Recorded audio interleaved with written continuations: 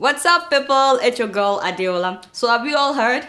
A private jet was seized in South Africa carrying 2 Nigerians and 1 Israeli on a mission to purchase ammunition with $9.3 million cash. How much is that in naira? That is a 1.5 billion naira. My people.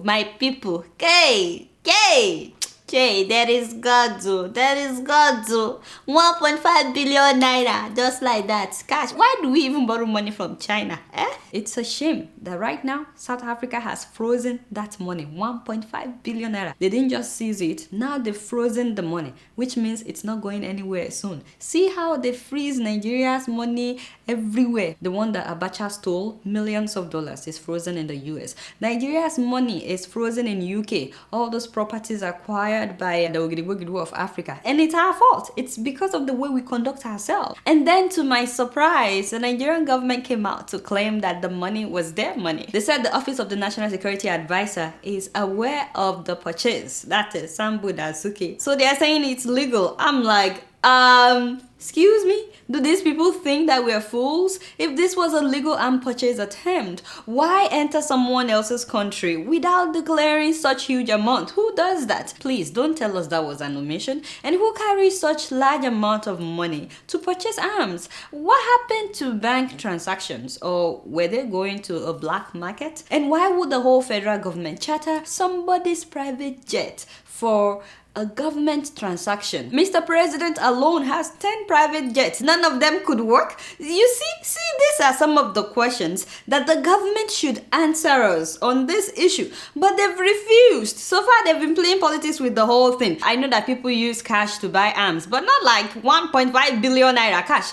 But you know, my greatest surprise of all is hearing that the private jet belonged to a man of God. Hey, whoa.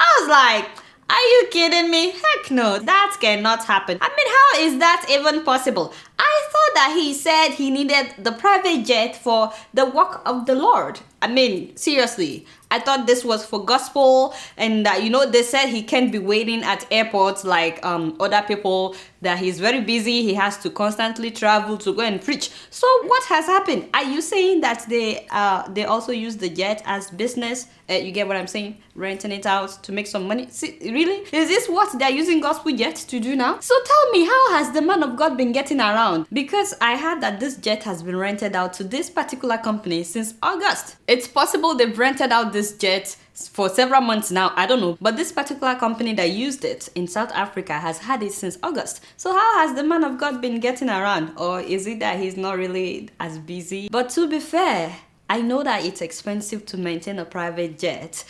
It's really expensive. In fact, I heard that about 60% of aircrafts operated by Nigerians are on lease. So I know that people would rent out their jets, but I didn't know that we also rent out, gospel jets, yes. Which is why people started asking questions. I was, however, disappointed by the statement released by CAN, that's the Christian Association of Nigeria. By the way, this was written by the Director of National Issues for CAN. These shameless characters, by that is referring to El Rufai and Lai Mohammed.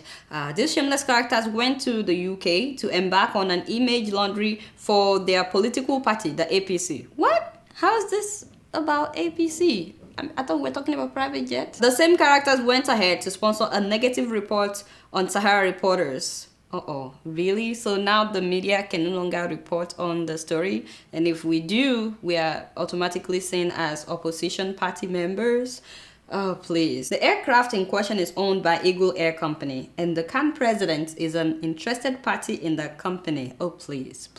I thought the Pastor Ayo owns the jet. Why are you trying to confuse people with English? If the man has a company named Eagle Air, just say so. Don't call him an interested party in the company. The line that broke my heart, though, in this statement is when he said that this is a blackmail on the pastor because he's an ardent supporter of President Goodluck Jonathan. Am I still reading a statement by CAN? Really? Because this is starting to sound more like a statement by a politician. Now that breaks my heart. As a Christian, I can't believe that CAN is now being operated as a branch of a political party. Why? People have the right to ask questions. If that private jet were to be owned by a Muslim clergy, like let's say Sheikh Gumi, or even a political figure, and then he says that, oh, he was only renting it out, won't you people ask questions? Why should there be exemptions? For those who are saying, don't question a man of God, when a man of God starts acting like a politician, he cannot escape being assessed as a politician. It bothers me that right now we are not focusing on the real questions. Everyone is focusing on defending Pastor Oritsejafor, while more than 1.5 billion naira of our money is about to be spent to buy weapons to kill people in Nigeria. Or what do you think they're about to do with those weapons? 1.5 billion naira worth of weapons, and we're not asking the important questions. Personally, I don't believe that they were trying to buy legal weapons for the military. If that's the case, we have military jets. But we all know that election is coming soon. So are they trying to use these weapons to rig the coming election? Are they going to use it for political assassination? Are those weapons for the Niger Delta militants or for Boko Haram? Please don't expect us to be quiet when recently some influential people were named as sponsors of Boko Haram, and so far the Nigerian government has not taken it seriously. In fact, Ali Modu Sheriff, one of the alleged sponsors of Boko Haram, was just in Maiduguri with about 200 soldiers protecting him. You know, he's been declared persona non grata in Borno, yet the airport was opened for him, his private jet was allowed to land, and the 200 soldiers were there waiting to escort him just to go and visit a friend who lost his mother. And yet you tell us that you're investigating the man. Please, we are not stupid. If you can have such federal force protecting him, 200 soldiers that could be fighting Boko Haram, please don't tell us that you're investigating him at the same time. It's always the same. Whenever a rich man is a suspect in Nigeria, nothing happens, no shaking. The more money you steal, the more you get away with. But when 12 soldiers were suspected, they said go and kill them, go and kill them. I'm not saying that it's right for soldiers to kill civilians if they are found guilty, but is there something that these soldiers know that they don't want them to reveal? What about so many rich Nigerians that have stolen billions of naira and nothing happened to them? Or why do you think all the PDP members are saying Jonathan is our only candidate? We all know that it's not because they love President Jonathan. It's because Mr. President has proven over and over that during his administration, they can steal all the money that they want and get away with it. So they want him there. By the way, we don't give enough kudos to our soldiers. So many of them have died. I heard that they actually killed about 200 Boko Haram members last week. Kudos to them for that. Thank you so much. It's so unfortunate that many of them have been killed in the politics of Boko Haram. For family members, please accept my condolences. When the federal government is defending an attempted arm purchase that has lots of legal questions, and when the federal government is sending soldiers to protect an alleged sponsor of Boko Haram, it shows you how much the government cares about corruption. That means this coming election in Nigeria is going to be very interesting. Meanwhile, Boko Haram continues to kill people, and again, 3 million have been displaced. A viewer sent me some photos of displaced people of Bama who are now refugees in Maiduguri. The person who sent the pictures, by the way, asked to be anonymous. He describes himself as a concerned citizen, Bamala. The sad thing is, when he visited the school where these people are kept, he said there were no government officials, no representative, and no relief materials for the refugees. I'm like, what? So yes, there are Nigerians that are refugees in Nigeria. This is an entrance of Yawa Government Girls School that they're using as the camp. See how the gate is locked? So many people are not able to get in. They're actually turning people away. These are some of the people that are looking for their loved ones in the camp. Now this woman, the one on the right, is carrying someone else's little girl whose parents died on their way to Maiduguri while they were trying to escape from Boko Haram. The woman covering her face crying had just been told that there's no more room. So that's why she's crying, especially because she's pregnant. So those were just some of the pictures sent to me by a resident of Borno. Thank you so much, concerned citizen, for going out there and getting all those pictures. I really appreciate it. That 1.5 billion naira could help all these refugees. But again, what do I know? I'm just keeping it real. And speaking of men of God, I'm sure that by now you've all heard that a building collapsed at Prophet TB Joshua's church premises in Lagos. It's a very sad and an unfortunate event, and for the family members of those who lost their loved ones, please accept my condolences. I can't imagine what you guys are going through right now. Please accept my condolences. May their souls rest in peace. And while I sympathize with the family members of those who died, so many things have bothered me in this story. First of all, when the building building collapsed, church members prevented journalists and emergency rescue teams from entering the premises. How ridiculous! How ridiculous is that? A whole 6-story building collapsed and you're trying to cover it up? Hey, for God's sake. For God's sake, accidents do happen and anyone could need help at any time. I'm sure that if they had let the emergency people in on time, maybe not as many people would have died. How ridiculous. They were seizing cameras and preventing people from taking pictures with their phones. How do you want people to come and help you if you don't put news out on time? See why I keep saying we have a serious problem in Nigeria? And when the news finally broke online, I saw so many followers of the prophet still trying to cover it up, arguing that it did not happen. It's just a media propaganda. Even when the pictures were up, haba, you could just say this happened. Pray for us. I also could not believe that they've been covering up the number of casualties. Do you know that till now, both the church and the National Emergency Management Agency are still saying that only about 80 people died, when South African president confirmed that 84 of his own citizens died in that tragic incident. Are you telling me it's only South Africans that were in that building? If this was NTA, I can accept that since I was young, NTA would never tell us the number of casualties, and I don't blame them. It's owned by the federal government. They always try to cover things up. But why would the Church of God cover this up? A whole week, the names of the victims have not been released. By now, shouldn't there be a list of the names of all the victims and their countries, probably with their pictures as well? I know that many people have been saying that how come the prophet that sees everybody else's tragedy supposedly before it happens, how come he didn't see this one coming? Well, that is none of my business, even though he later said he saw it coming, but that it was too late. See, that's none of my business. I saw the plane that circled the building. To be honest, I'm not buying into that, and I don't think that it was Boko Haram. But what baffled me is this video. It was a 4-story building with a foundation of 4-story building, but later it was converted to 6-story building without a change on the foundation. So according to NEMA, the building was constructed initially to be a 4-story with the foundation of 4-story. Yet they added 2 extra stories. What?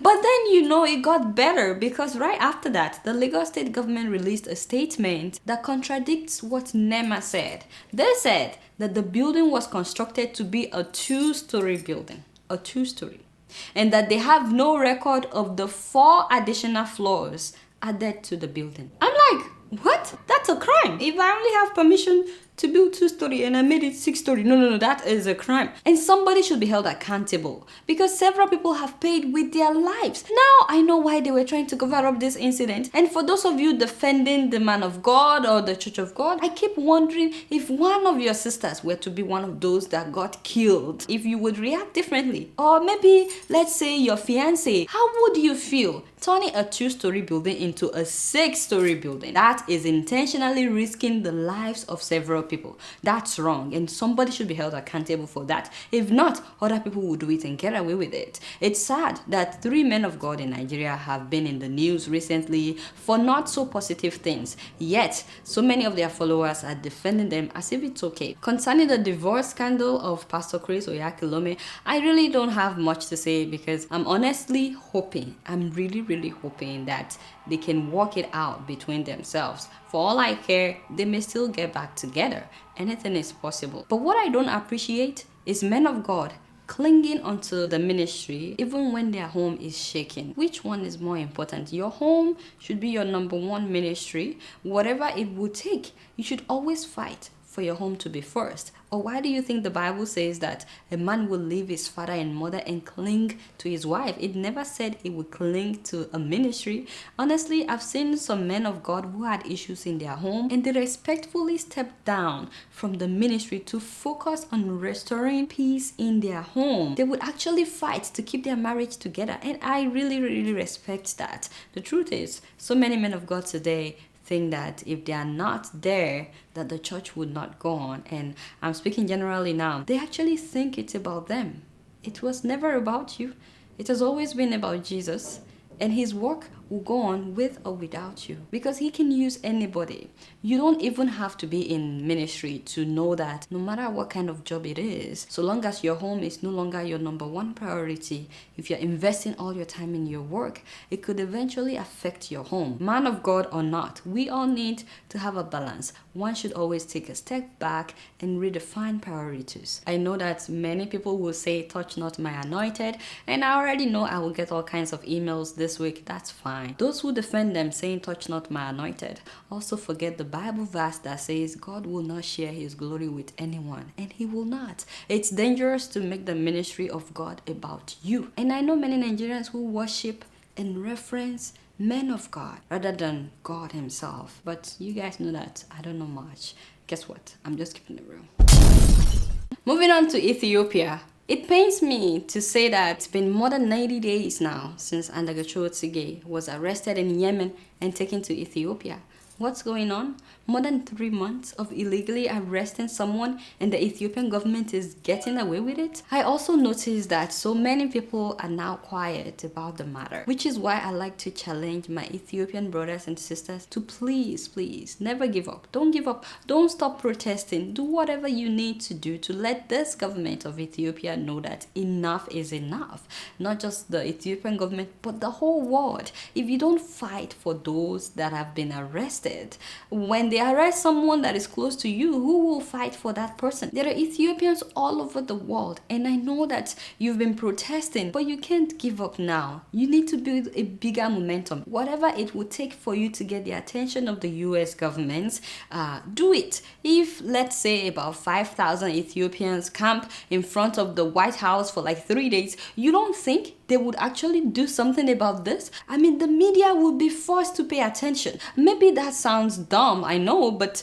you can think of better ideas. This is not just for Andagachew, by the way. This is for all the political prisoners who committed no crime. Remember the young bloggers who were arrested some months ago. Remember they said that they are terrorists. These are young people that are just starting their lives. Please, let's not forget them. Let's not forget award-winning journalist Oyakhilome, who, by the way, was given nothing to eat for the first 9 days of her arrest. 9 days with no food. A woman, 9 days with no food, and she's been there for more than 1,000 days. That's about 3 years. And she's battling breast cancer right in the prison with no treatment. How do you cope? Breast cancer with no treatment. They said that she's a terrorist. And don't forget Tsige, who's battling kidney problem, also with no treatment in the prison. His wife, his son, how do you think they get through each day? Eskinder Nega, who has been jailed 7 different times, by the way, 7 times. And there was a time that his wife, who's also a journalist, was detained for 1.5 years. How do you detain someone for 1.5 years without any charges? In fact, she delivered their son while she was detained in prison. They revoked Eskinder's license to practice journalism. His newspaper was closed down by authorities in 2007, and when he kept writing on the internet, they sentenced him to 18 years in prison. 18 years. He's still there. The list goes on and on. Yusuf Getachew, who was arrested with 9 prominent Muslim leaders, and Solomon Kebede, the managing editor of the now defunct paper that is called Muslim Watch Today. You know, these are my colleagues. These are journalists. We cannot forget them. I know so many Ethiopians have been speaking out. So many activists have been protesting in Ethiopia, outside Ethiopia. So many Ethiopian organizations have been standing for these people. For years, you guys have been fighting. But I want to encourage you not to be discouraged, even if it looks like things are getting worse. No, maybe it's about to get well. There has to come a time when you would say, you know what? Enough is enough. I'm sure you're closer now to your breakthrough than you were last year. So please don't faint. Don't give up now. This is the time to actually gather more momentum and get more people to know about what's going on. By the way, so many people, when they see my video, they say, why are you talking about our country? Why don't you focus on Boko Haram? They are killing your people. I actually do. I talk about Boko Haram. As a matter of fact, I make sure I always talk about Nigeria before I talk about any other country on my show. But I cannot turn blind eyes to what's going on elsewhere just because I'm a Nigerian. Because the truth is, if things are well in Ethiopia, it will trickle down to other parts of Africa. It will trickle down to my country, Nigeria. If things are well in Nigeria, it will trickle down to other parts of Africa as well. So I don't just see myself as a Nigerian, I'm an African, and that's what matters most. As for the Ethiopian government, for as long as they keep these people, we will continue exposing their atrocities to the world. But you guys know that I don't know much. Guess what? I'm just keeping it real. Now moving on to Angola, someone sent me this video of police brutality and I was speechless.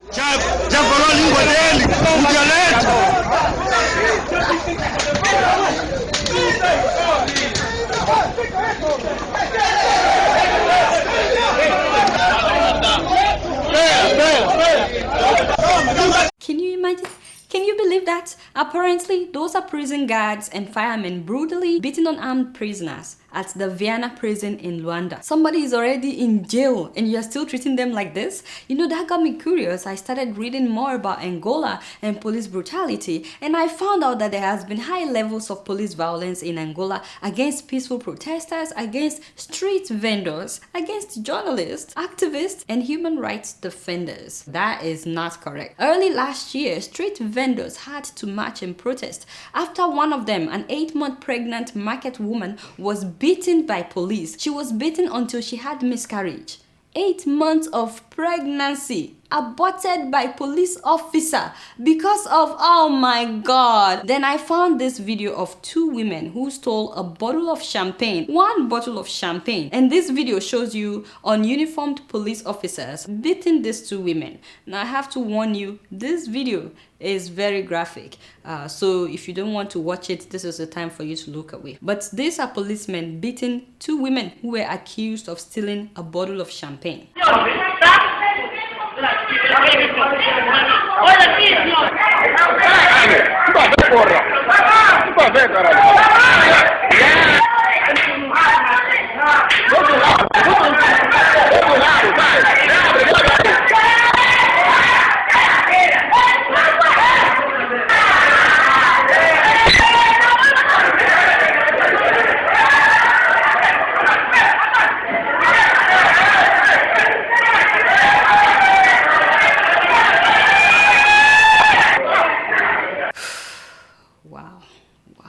I mean, I don't even know what to say.